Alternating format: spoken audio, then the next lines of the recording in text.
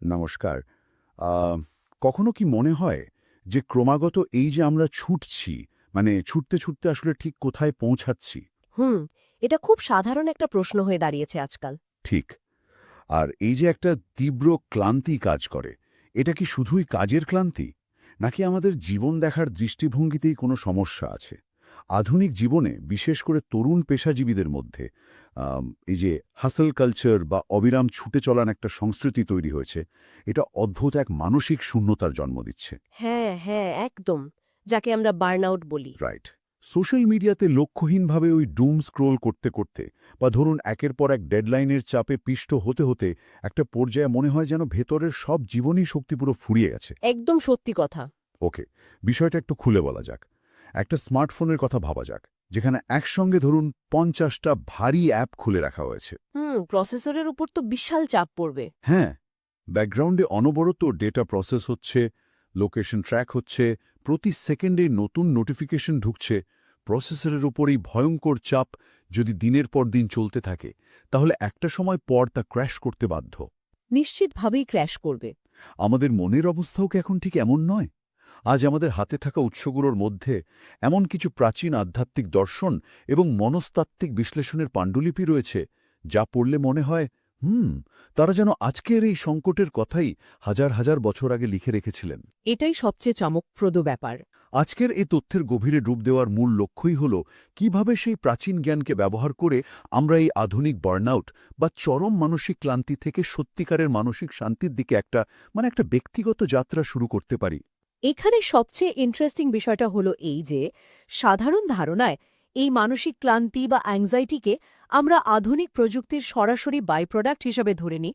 মানে ওই স্মার্টফোন বা ইন্টারনেট। হ্যাঁ, বা গিগ ইকোনমি, কর্পোরেট কাঠামো, এগুলোর দিকেই তো আমরা সাধারণত আঙুল তুলি। একদম, এটাই সবচেয়ে সহজ।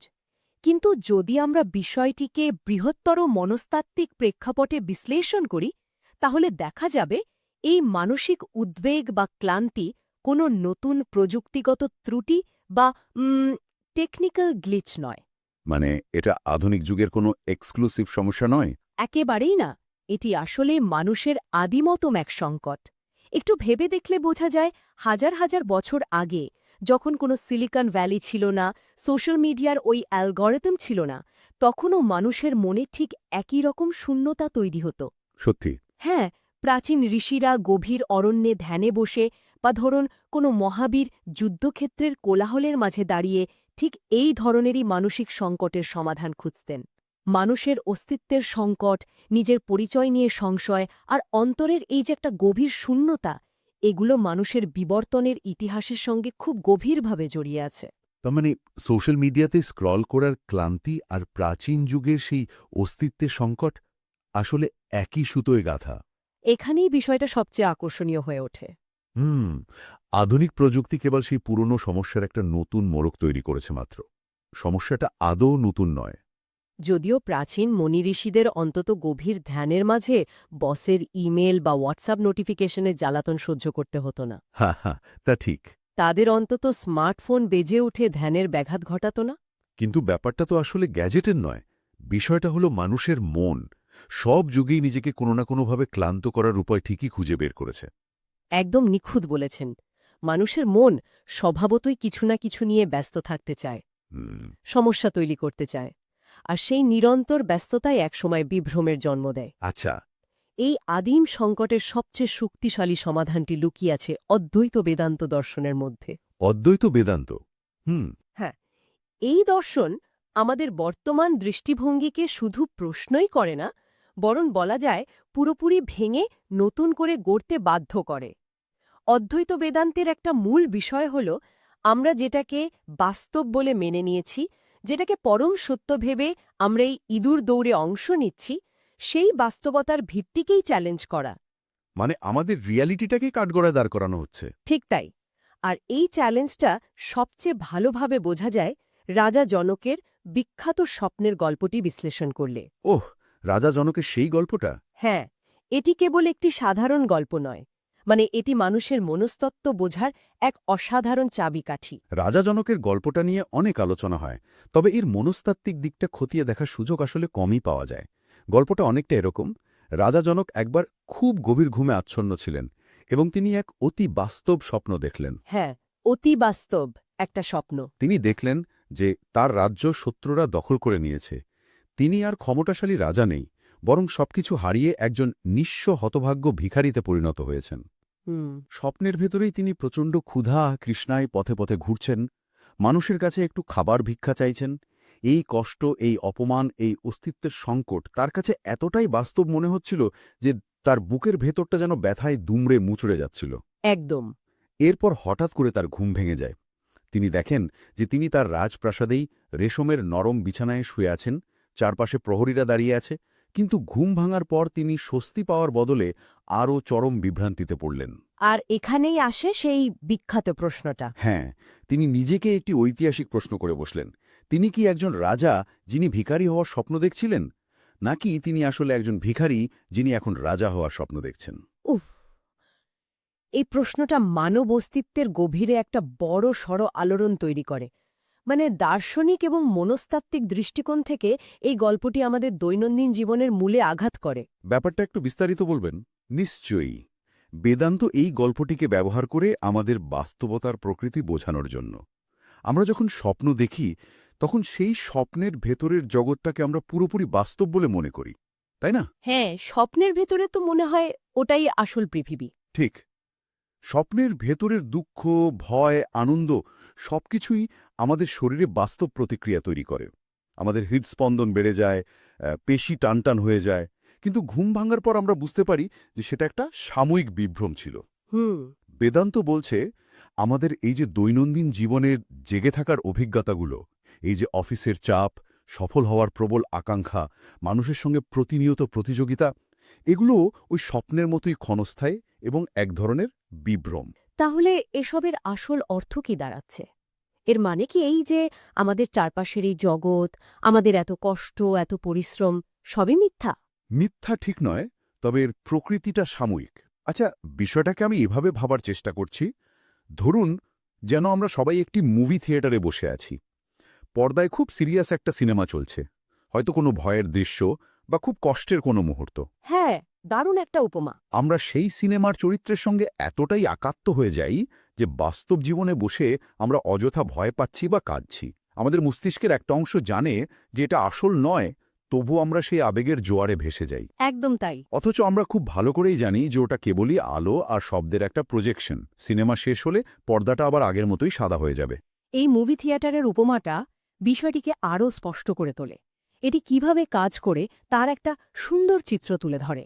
এই প্রাচীন উৎসগুলোতে একটা কথা খুব স্পষ্টভাবে বলা হয়েছে, আমাদের বাস্তবতার অনুভবগুলো আসলে এক একটি চলমান মেঘের মতো, যা কেবলই সাময়িক। আমাদের বাস্তবতার অনুভবগুলো আসলে এক একটি চলমান মেঘের মতো, যা কেবলই সাময়িক। কি দারুণ একটা কথা! কখনো সাদা, আবার একসময় মিলিয়ে যায়। আকাশ কিন্তু তার জায়গায় অবিকৃত থাকে। আমাদের জীবনের অভিজ্ঞতাগুলো ঠিক তেমনই। মানে অভিজ্ঞতাগুলো মেঘের মতো আসে আর যায়। ঠিক। এই প্রসঙ্গে যদি স্বপ্নের কথাটাই আবার ধরি, স্বপ্নে যদি কোনো তৃষ্ণার্থ মানুষ আকণ্ঠ জলপান করে, বাস্তবে কি তার তৃষ্ণা মেটে? না, মোটেও মেটে না। ঘুম ভাঙলে তো সেই গলা শুকিয়েই থাকে। একদম। স্বপ্নে জলপানের সেই অনুভূতি যতই বাস্তব মনে হোক না কেন, তার শরীরের প্রকৃত তৃষ্ণা মেটাতে পারে না। ঠিক তেমনি এই ক্ষণস্থায়ী জাগতিক দৌড়াদৌড়ি, সোশ্যাল মিডিয়ায় কে কতগুলো লাইক পেল, কে কত দ্রুত প্রমোশন পেল, এই ইঁদুর দৌড় ভেতরের সত্যিকারের মানসিক শান্তি আনতে পারে না। কারণ আমরা ভুল জায়গায় জল খুঁজছি। হ্যাঁ, কারণ এমন একটা জায়গা থেকে তৃষ্ণা মেটানোর চেষ্টা চলছে যার আসলে কোনো স্থায়ী অস্তিত্বই নেই। কিন্তু একটা ব্যাপার আছে এখানে। যদি জাগতিক সবকিছুই পরিবর্তনশীল আর ক্ষণস্থায়ী হয়, তবে আমাদের জীবনে স্থির বা ধ্রুবক বলতে কি কিছুই নেই? ভালো প্রশ্ন। মানে, মেঘ তো চলে যাচ্ছে, সিনেমাও শেষ হয়ে যাচ্ছে, কিন্তু এমন কিছু তো থাকতে হবে যা বদলায় না। আধুনিক জীবনের এই তুমুল ঝড়ের মধ্যে, যেখানে প্রতিদিন ইকোনমি বদলাচ্ছে, টেকনোলজি বদলাচ্ছে, সেখানে এমন একটা নোঙর দরকার যা স্থিতিশীলতা দেবে। সেই অপরিবর্তনীয় জিনিসটা আসলে কি? অদ্বৈত বেদান্ত দর্শনে সেই স্থির বা ধ্রুবক বিষয়টিকে বলা হয় ব্রহ্ম বা অপরিবর্তনীয় চেতনা। অপরিবর্তনীয় চেতনা। হ্যাঁ, আচ্ছা। এটিকে আপনার দেওয়া মুভি থিয়েটারের সেই স্থির পর্দাটির সঙ্গে তুলনা করা যেতে পারে। পর্দায় কখনো যুদ্ধের ভয়াবহ দৃশ্য দেখানো হচ্ছে, কখনো রোমান্টিক দৃশ্য, আবার কখনো বা হৃদয় বিদারক কোনো ট্র্যাজেডি। কিন্তু পর্দার নিজের কি কোনো পরিবর্তন হয়? না, পর্দা তো পর্দাই থাকে। ঠিক, আগুনে পর্দা পড়ে না, আবার বৃষ্টির দৃশ্যে পর্দা ভিজেও যায় না। ভেতরের যে মূল সত্তা, যে বিশুদ্ধ চেতনা, তা হল সেই অবিচল পর্দা। আর সমস্ত অনুভূতি, কাজের চাপ, সামাজিক মাধ্যমের তুলনা, রাগ, অভিমান সবকিছুই সেই পর্দার ওপর প্রজেক্ট করা ক্ষণস্থায়ী ছবির মতো। তার মানে আমরা আমাদের অভিজ্ঞতাগুলোকে নিজের সত্তা বলে ভুল করি। আমরা ভাবি আমিই ওই চলমান সিনেমা, আর সেই জন্যই সিনেমার চরিত্রে কোনো আঘাত লাগলে আমরা বাস্তব জীবনে যন্ত্রণা অনুভব করি। একদম নিখুঁত ধরেছেন। আর এখানেই আসে দ্বিতীয় গুরুত্বপূর্ণ উপলব্ধিটি। জীবনের কষ্টগুলো হল প্রজেক্টরের ছবি, আর মূল সত্তা হল সেই অবিচল পর্দা। জীবনের কষ্টগুলো হলো প্রজেক্টরের ছবি, আর মূল সত্তা হলো সেই অবিচল পর্দা। অসাধারণ। যখন নিজেদেরকে ওই ছবির সঙ্গে গুলিয়ে ফেলা হয়, যখন মানুষের পরিচয় কেবল তার পেশা, ব্যাংক ব্যালেন্স বা সামাজিক মর্যাদার মধ্যে সীমাবদ্ধ হয়ে যায়, তখনই মানসিক ক্লান্তি বা বার্নআউট চরম আকার ধারণ করে। তখন মনে হতে থাকে যে ছবির ওই ক্ষতিটা বুঝি অস্তিত্বেরই ক্ষতি। আচ্ছা, এই ধারণার জায়গাটাতে আমি একটু জোরালোভাবে পুশব্যাক করতে চাই। হ্যাঁ, নিশ্চয়ই। তাত্ত্বিকভাবে এটা শুনতে খুব চমৎকার লাগে, অনেকটা আধ্যাত্মিক রোম্যান্টিসিজমের মতো। কিন্তু বাস্তব পৃথিবী তো এভাবে চলে না। আচ্ছা। যখন অফিসে খুব গুরুত্বপূর্ণ একটা প্রজেক্টের ডেডলাইন থাকে, চারপাশ থেকে ম্যানেজমেন্টের চাপ আসতে থাকে, মাসের শেষে বাড়ি ভাড়া বা ইএমআই দেওয়ার চিন্তা থাকে, তখন নিজেকে একটা অপরিবর্তনীয় পর্দা ভাবাটা তো এক প্রকার অসম্ভব ব্যাপার। বুঝতে পারছি। একজন তরুণ পেশাজীবী যে প্রতিদিন লোকাল ট্রেনে বা বাসের জ্যামে আটকে অফিসে যায়, সে কিভাবে এই তত্ত্বকে বাস্তবে কাজে লাগাবে?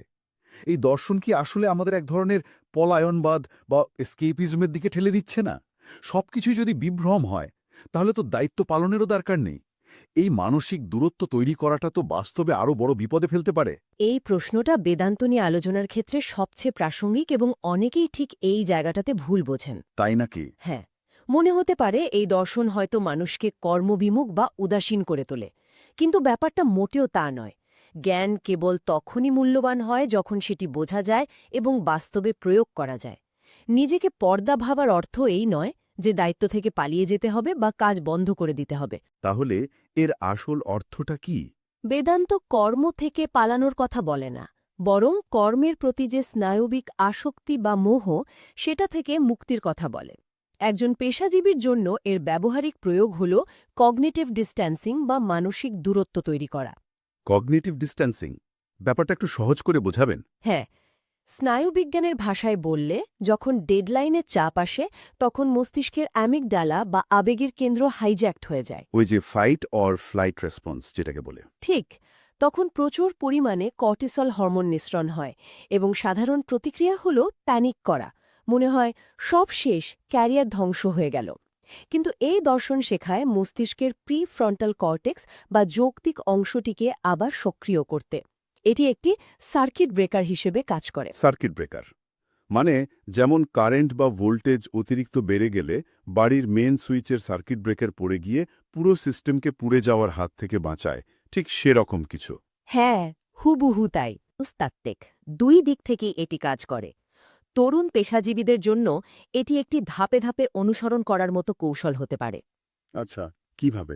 যখনই বার্নআউট বা ক্লান্তি গ্রাস করবে, যখন মনে হবে চারপাশে চাপ আর নেওয়া যাচ্ছে না, তখন কয়েক মুহূর্তের জন্য সবকিছু থামিয়ে দিতে হবে। এই মুহূর্তে যে চাপ অনুভূত হচ্ছে, যে অ্যাংজাইটি হচ্ছে, সেটাকে অস্বীকার করার কোনো দরকার নেই। মানে ইমোশনটাকে সাপ্রেস করতে হবে না? একদম না, শুধু সেটাকে একটু দূর থেকে পর্যবেক্ষণ করতে হবে। বিষয়টা এমন যেন মন এই মুহূর্তে একটা কষ্টের সিনেমা দেখাচ্ছে, কিন্তু সেই সিনেমাটার ভেতরে ঢুকে যাওয়ার বদলে থিয়েটারে সিটে বসে সেটাকে দেখতে হবে। ও, আমি স্ক্রিনের ভেতরের ক্যারেক্টার নই, আমি দর্শক। ঠিক, এই ছোট্ট চিন্তার পরিবর্তনটুকু মস্তিষ্কের ওভারলোড হওয়া প্রসেসরটাকে একটা রিস্টার্ট দেয়। রক্তপ্রবাহ তখন অ্যামিগডালা থেকে সরে গিয়ে প্রিফ্রন্টাল কোর্টেক্সে পৌঁছায়। তখন সমস্যার ভেতরে ডুবে না থেকে সমস্যাটাকে বাইরে থেকে একজন দর্শকের মতো বিশ্লেষণ করা যায়। বুঝতে পারছি।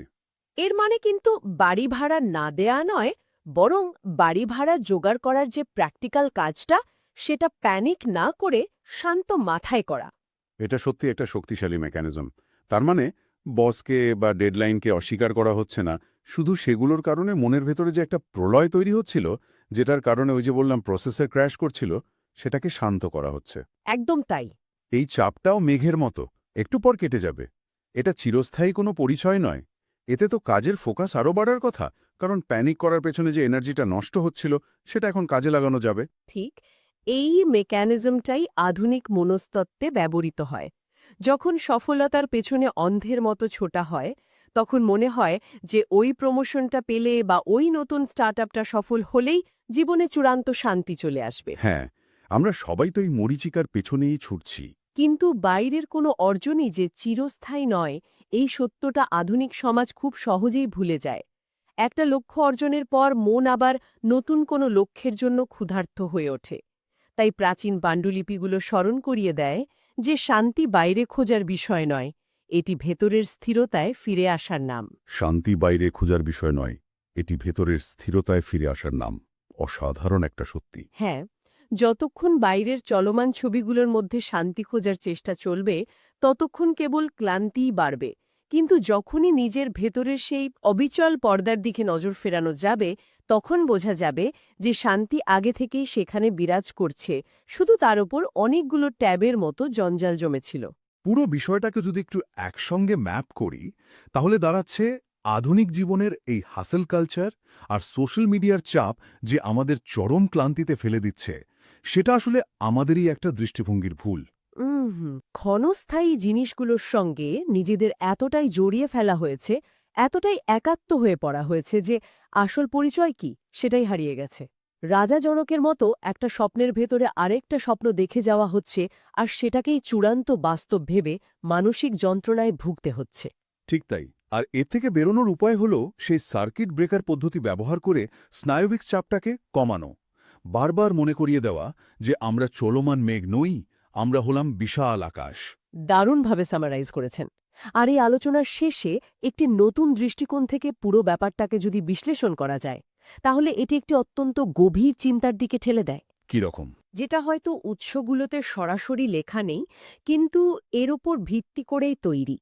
আমরা সারা জীবন ধরে সবসময় ভাবি কিভাবে এই বাস্তব জীবনটাকে আরও উন্নত করা যায়, কিভাবে আরও সফল হওয়া যায়, কিভাবে সমাজে নিজের একটা শক্ত অবস্থান তৈরি করা যায়। হ্যাঁ, এটাই তো আমাদের আল্টিমেট গোল থাকে।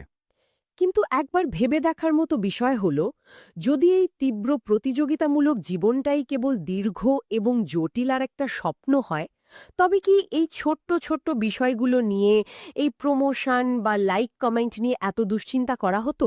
উফ, এটা একটা চমৎকার দার্শনিক সংকট। স্বপ্নের ভেতরে থাকা অবস্থায় তো আর বোঝা যায় না যে স্বপ্ন দেখা হচ্ছে। যখন স্বপ্নটা ভেঙে যায়, ঠিক তখনই বোঝা যায় যে আরে, এতক্ষণ তো একটা ঘোরের মধ্যে ছিলাম। একদম।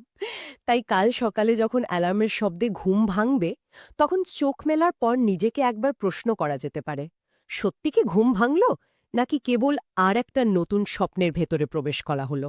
উফ, মাথার ভেতরটা পুরো ঘুরিয়ে দেওয়ার মতো একটা চিন্তা। সত্যি, আমরা কি জেগে উঠছি, নাকি কেবল নতুন কোনো বিভ্রমের পর্দায় আরেকটা নতুন দৃশ্যের অভিনয় শুরু করতে যাচ্ছি? এই প্রশ্নটা আজ সবার চিন্তার জগতেই ঘুরপাক খাক।